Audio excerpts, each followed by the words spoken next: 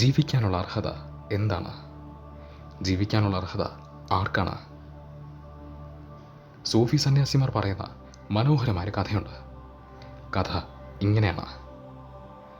ഒരു നാട്ടിൽ വളരെയധികം പാരമ്പര്യമുള്ള വളരെ വലിയൊരു കുടുംബം ഉണ്ടായിരുന്നു. ഇവരുടെ വീട്ടിൽ വളരെ വലിയ അതിമനോഹരമായ ഒരു സംഗീത ഉപകരണം സൂക്ഷിക്കപ്പെട്ടിരുന്നു. ഇതിൻ്റെ രൂപം വളരെ വ്യത്യസ്തമായ ഒന്നാണ്.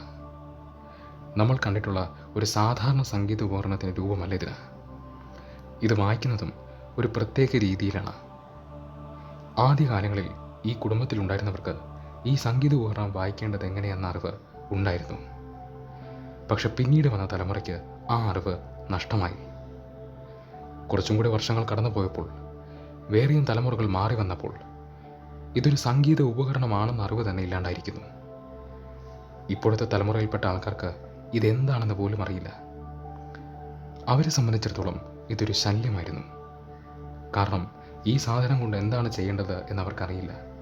ഇതിനെക്കൊണ്ട് പ്രത്യേകിച്ച് ഒരു ഉപയോഗവും അവർക്കുണ്ടായിരുന്നില്ല. മാത്രമല്ല, ഇത് വളരെ വലിയൊരു ഉപകരണമാണ്. ഇതേത് മുറിയിലിരിക്കുന്നുവോ ആ മുറിയിൽ ഒരുപാട് സ്ഥലം ഇത് കാരണം നഷ്ടമാവും. ഇത് തുടച്ച് വൃത്തിയാക്കി വയ്ക്കുക എന്ന് പറയുന്നത് ഇതിലും വലിയൊരു ജോലിയും. അവരെ സംബന്ധിച്ചിടത്തോളം ഇതൊരു ശല്യം മാത്രമായിരുന്നു. അങ്ങനെ ഒരു ദിവസം ഈ ശല്യത്തെ ഒഴിവാക്കാൻ അവർ തീരുമാനിച്ചു. അവർ ആ ഉപകരണത്തെ അവരുടെ വീട്ടിന് മുന്നിലുള്ള റോഡിൽ കൊണ്ടു കളഞ്ഞു. അവരുടെ വീട്ടിന് മുന്നിലുള്ള വഴിയിൽ കൊണ്ടു കളഞ്ഞു. വീട്ടുകാർ ഇൻസ്ട്രുമെൻ്റ് കളഞ്ഞ് തിരിച്ച് വീട്ടിലേക്ക് കയറുന്നതേ ഉണ്ടായിരുന്നുള്ളൂ. അപ്പോഴാണ് അതിമനോഹരമായ സംഗീതം റോഡിൽ നിന്നും വരുന്നത് അവർ കേട്ടത്. അവർ തിരിച്ചോടിപ്പോയി നോക്കി. നോക്കുമ്പോഴതാ അവർ കളഞ്ഞ സാധനത്തിൽ നിന്നും അതിമനോഹരമായ സംഗീതം വരുന്നു. വളരെ വ്യത്യസ്തമായ സംഗീതം. നോക്കുമ്പോൾ ഒരു ഭിക്ഷക്കാരനാണത് വായിക്കുന്നത്. അവരെല്ലാം മറന്ന് അത് കേട്ട് നിന്നുപോയി. അവർ മാത്രമല്ല, ആ വഴിയിലൂടെ നടന്നുകൊണ്ടിരുന്നവർ, അടുത്തുള്ള വീടുകളിൽ താമസിച്ചിരുന്നവർ എല്ലാവരും ഈ ഭിക്ഷക്കാരന് ചുറ്റും കൂടിയിരിക്കുകയാണ്.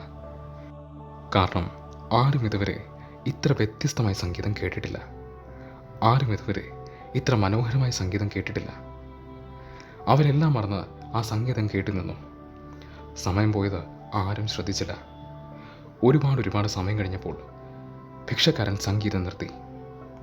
സംഗീതം നിന്ന നിമിഷം വീട്ടുകാർ പറഞ്ഞു, എഴുന്നേറ്റ് മാറ്, അത് ഞങ്ങളുടേതാണ്.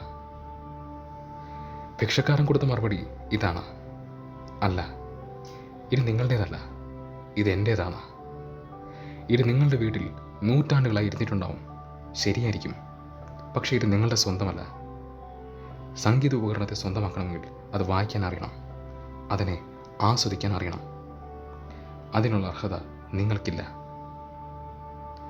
ചുറ്റിനും കൂടി നിന്ന നാട്ടുകാരും അത് ശരിയാണെന്ന് വാദിച്ചു. മാത്രമല്ല, വീട്ടുകാർ ഈ ഉപകരണം കൊണ്ട് കളഞ്ഞതുമാണ്. സൂഫി സന്യാസിമാർ ഈ കഥ പറയാൻ ഒരു കാരണമുണ്ട്.